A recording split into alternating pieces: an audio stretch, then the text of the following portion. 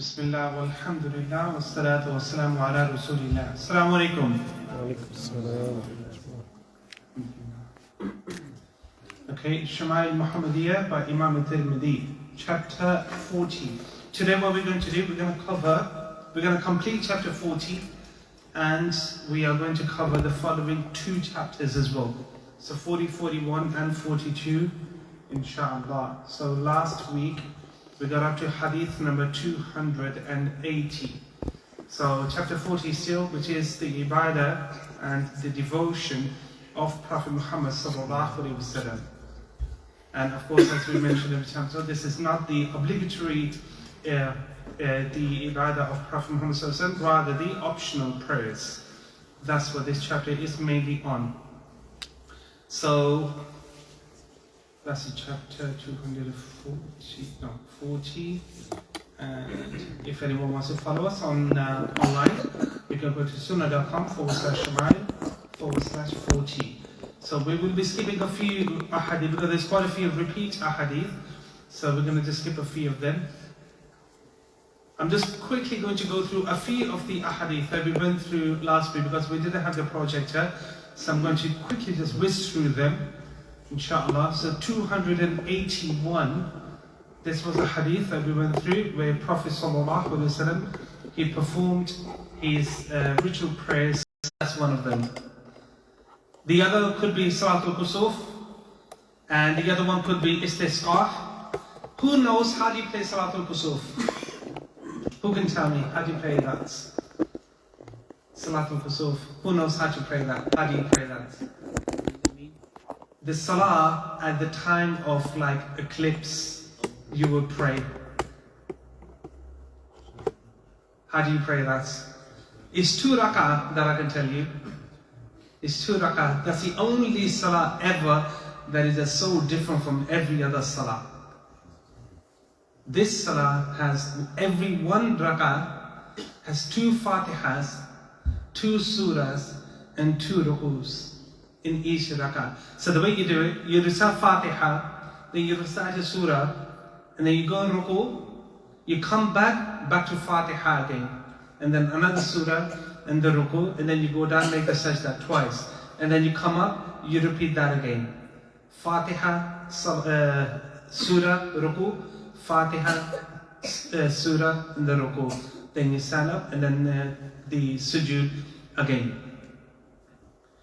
Now, the salah of istisqa, anyone know how that is, or what is a different strange thing in that salah? That is when you've got drought hitting you. A drought hits, and you want to ask Allah, make dua for rain. What is the different, really different thing that's done in that salah? What did Prophet ﷺ do?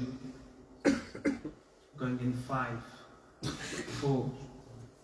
So what he did was, he would make this salah. So one thing that's also done in the salah, well, right after it, is the khutbah that's done as well. It's done by the leader of the community who does it as well. They need to leave that town to make that salah. And the thing that they do at the end of the salah, what Prophet ﷺ would do, he would take off his gown and would turn it around. He would wear it inside out. If you have a topi, kufi, hat, whatever on, take it off, turn it around and put it on.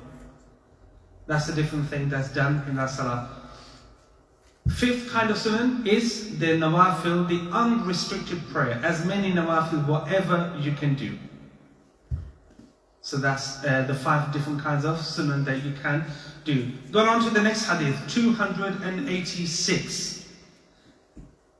Asim ibn Damra, he said that we asked Ali radiallahu anhu about the prayers of Prophet Muhammad sallallahu alaihi wasallam in the daytime, and he said you would be incapable of performing it like that.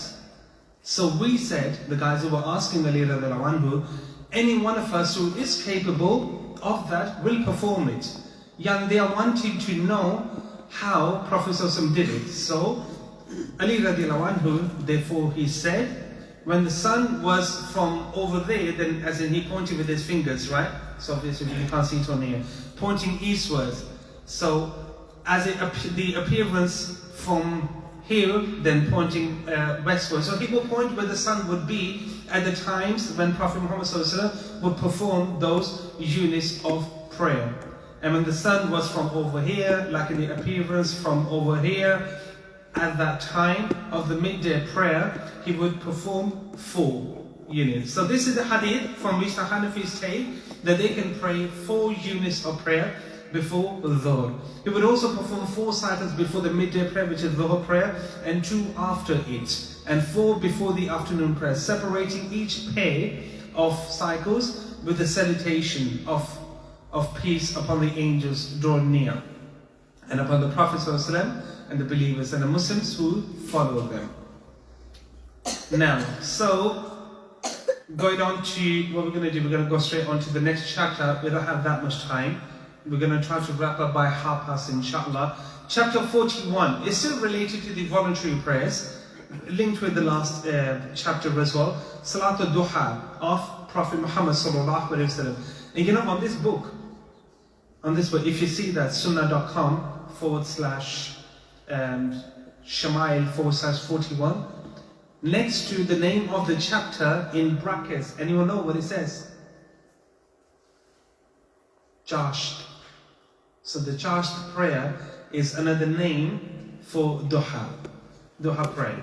So Ishraq prayer, like one of the brothers asked last week as well. I remember you asked as well. See, you know what's part of Wallahi, when you hear a hadith, it should really, really make you want to do your homework on the hadith. Because if you just hear something from one person and you just take it like that, no, that's not a Muslim. You gotta study, why are you doing what you are doing if you are hearing it from one person. For example, if you hear one Imam saying Ishraq prayer as it has been described by some, that it is done soon as the sun rises, as in no break, soon as the sun rises. Some of the Imams have explained Ishraq to be that, Mashriq Ishraq. So as soon as the sun rises, you pray. But we see from many other ahadith that is one of the haram times to pray. One of the haram times. As in, you know, when you have so this is the horizon, this flat one, and you got the sun. So when the sun disk is coming out, some people say you pray Ishraq at that time. But we know from many narrations, while the sun is coming out, that's a haram time to pray. Which other time is haram time to pray? Who can tell me? Zawal. Zawal, yes. There's one other time. Sunset. Elaborate. Just before Maghrib. So tell me, I need you to describe the scene to me. You're right, 100%. Describe the scene to me. No, in words you can say. In words you can say. That's why you're right. But what's happening at that time? Sun is setting. Just before, as the sun is setting down below the horizon. Yes. That's the forbidden time. Exactly. Jazakallah khair. So while the sun is, as soon as it's touched the horizon and the sun disk is starting to come down, that's a haram time to pray. But if you haven't done your asr, you have to pray. If you haven't done your asr, you still have to pray. Now, Salatul Duha, as on this chapter, the time that is done, you give it 20 minutes after the sunrise, and then you pray minimum 2 units. And you can pray the Sunnah of Prophet was 8, yes? The same for Fajr, you know, like during sunrise. You're not allowed to pray. If you... Okay, so on that one, Jazakallah khair for that question. So the brother's asking, what if you haven't prayed your Fajr and the sun has started to rise? From the majority of scholars that I have heard, and again, we have to do our homework. If we say we follow an opinion, you gotta do your homework, bro. Who are you following? Whose opinion are you gonna follow? Me, personally, the Shafi and the Hanbali scholars that I have followed, if the sun has touched the horizon line and it's coming up, stop. You don't pray at that time. You let the sun come out fully. You don't give it 20 minutes, you give it 10 minutes. You let the sun fully come out. Soon as the sun is out, then you pray.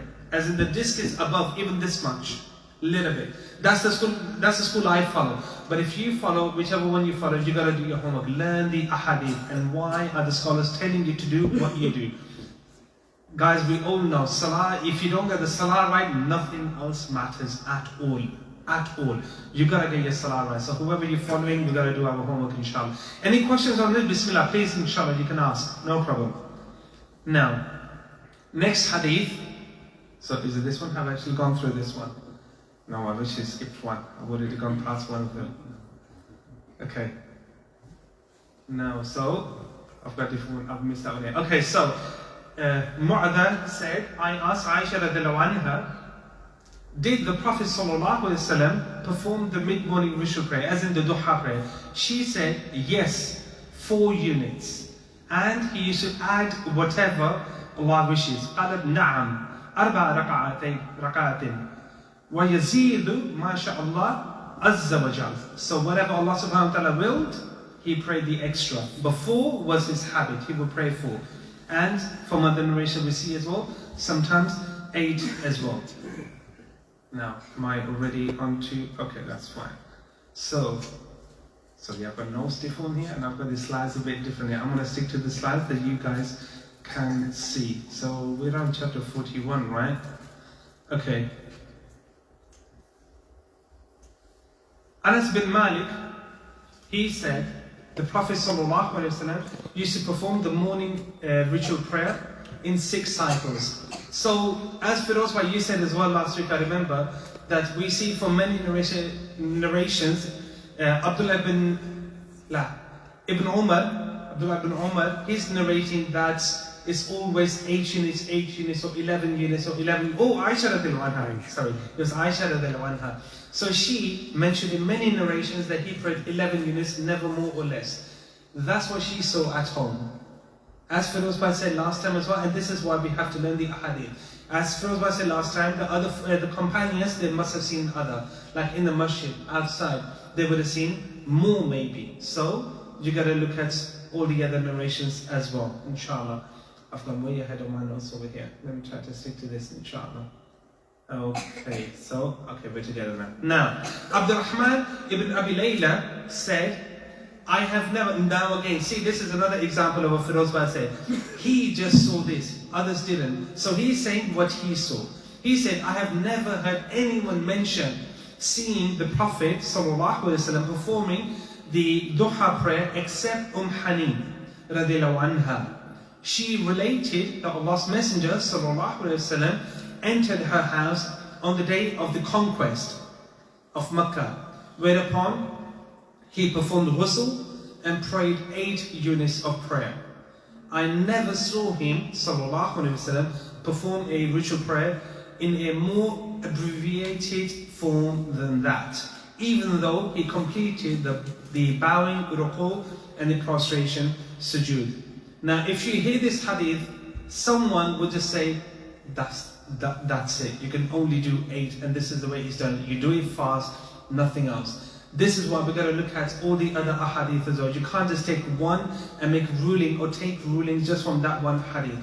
And we ourselves shouldn't be taking rulings or taking out rulings from a hadith like that. We've got to go to the people of knowledge, we've got to go to scholars and ask them to explain this to us. Now again though, but what's being mentioned over here, right, is right. So even on the day of the conquest of Mecca, even on that day, he's not giving up his salah.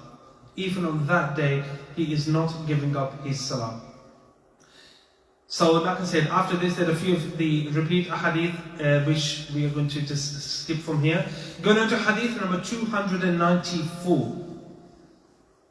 Abdullah ibn As-Sa'id said, Allah's Messenger ﷺ used to perform 4 units of prayer after the sun had passed its zenith, before the dhuhr prayer. And he said, Prophet ﷺ, he said, it is a time in which the gates of heaven are opened. So I love to have a righteous deed ascend for me then. So what Prophet ﷺ is saying, that these are the 4 units of prayer. So again, this is as you can see as well, it's a sahih isnad, as you can see as well. So he prayed 4 units before the dhuhr salah. And he's saying that is the time when the gates of Jannah are opened. So he would like Allah subhanahu wa ta'ala to get more deeds from him, from Prophet Muhammad sallallahu alaihi wasallam. He would have missed any opportunity. at all. Whatever comes, he will not miss any opportunity at all. We're going to go straight on to the next chapter, chapter number 42, which has only one single hadith in it. That's enough for our next 5 minutes, inshallah. Okay, so this is chapter 42. Sayyidina Rasul sallallahu alayhi wa sallam performing nawafil prayer at home.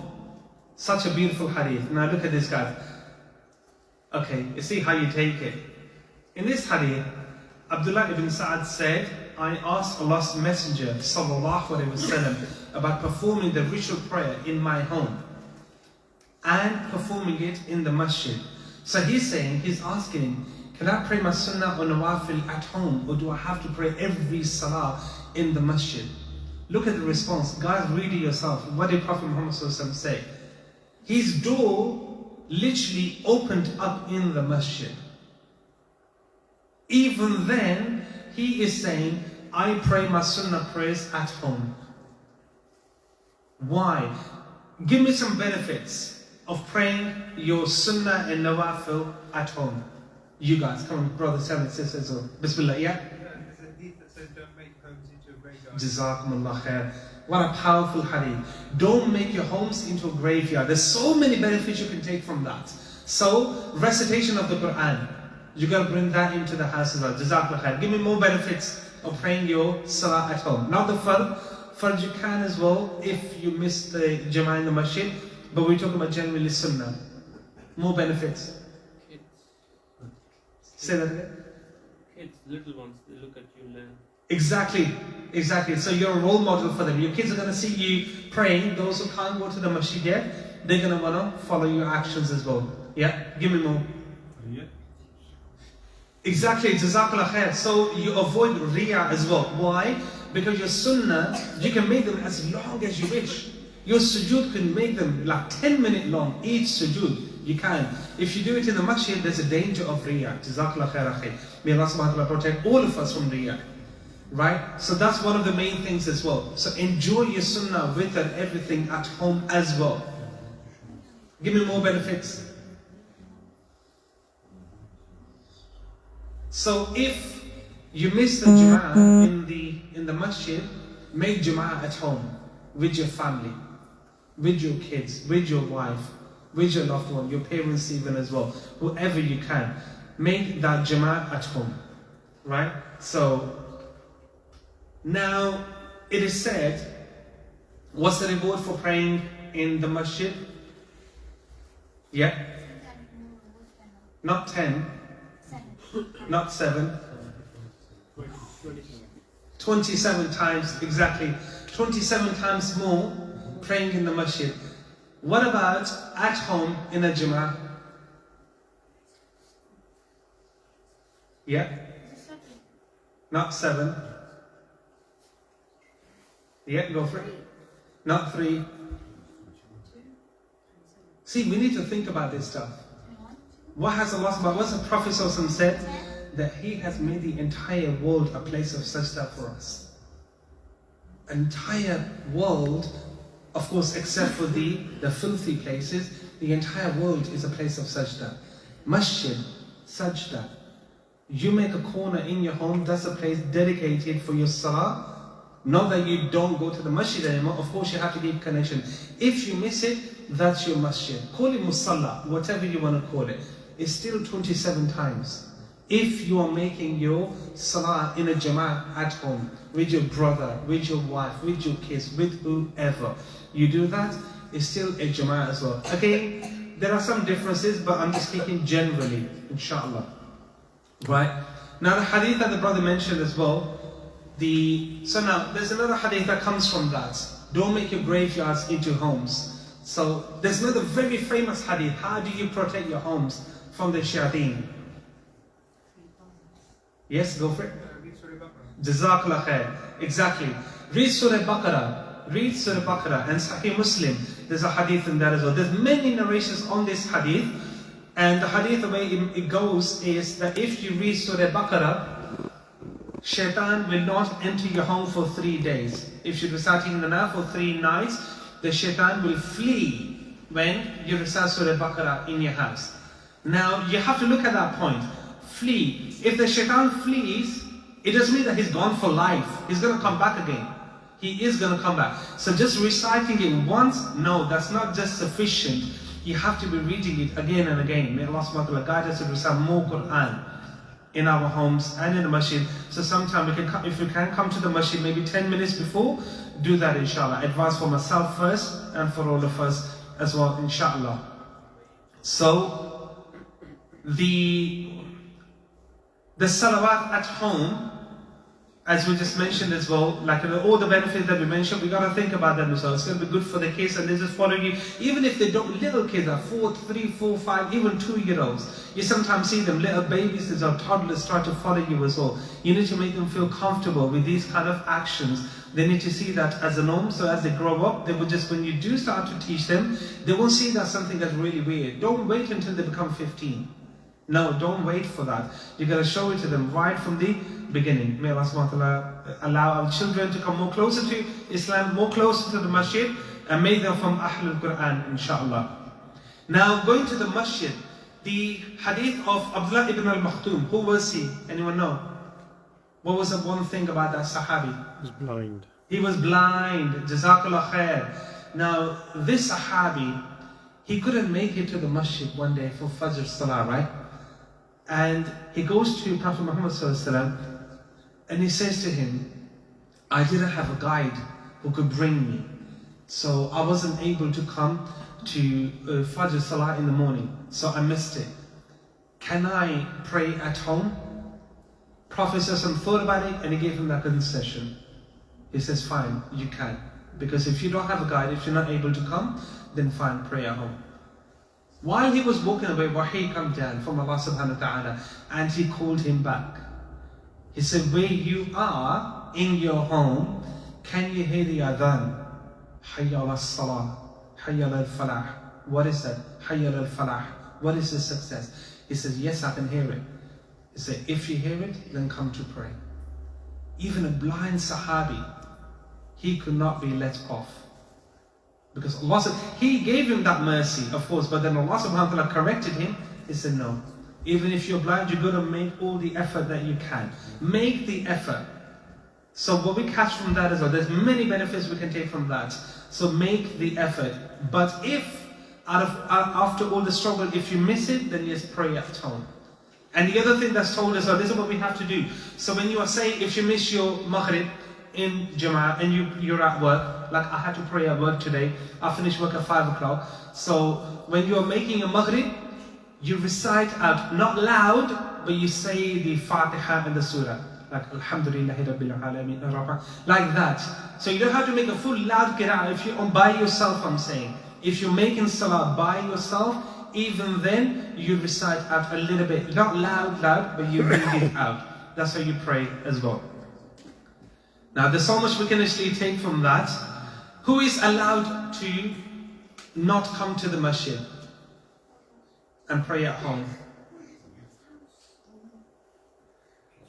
Women, they should be coming to the masjid as well, if they can, but yes, they can pray at home. Okay, that's fine.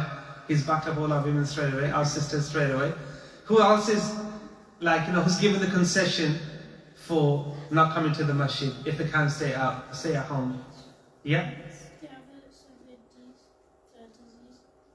If you have some disease, or if you're going to harm other people, yes, that's right. Yeah, go for it. Kids should be trying to come as well. No, kids aren't just let off from the masjid. Kids should be coming as well.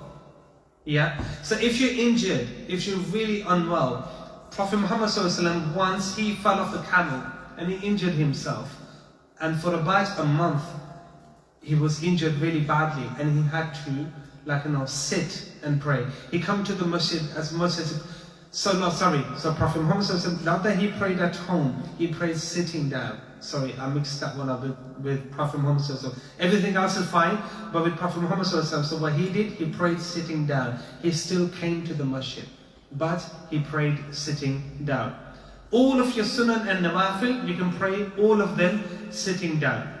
I'm going to wrap it up here because we're going past 8:30. Guys, the next few chapters, alhamdulillah, we've covered 3 chapters. We are almost on hadith number 300. Only 99 ahadith left. So we're going to be on chapter number 43, which is about Ramadan. So Ramadan is coming up as well. So inshallah, we're going to be speaking next Friday on Ramadan, and the next few chapters that are coming, beautiful chapters. I think we've got maybe about 15 more chapters, and then we're going to be finishing this book inshallah. With that, subhanakallahumma wa bihamdik, ashhadu an la ilaha illa ant, wa astaghfiruka wa atubu ilayk. Jazakumullah khair. If anyone has any question, you can ask.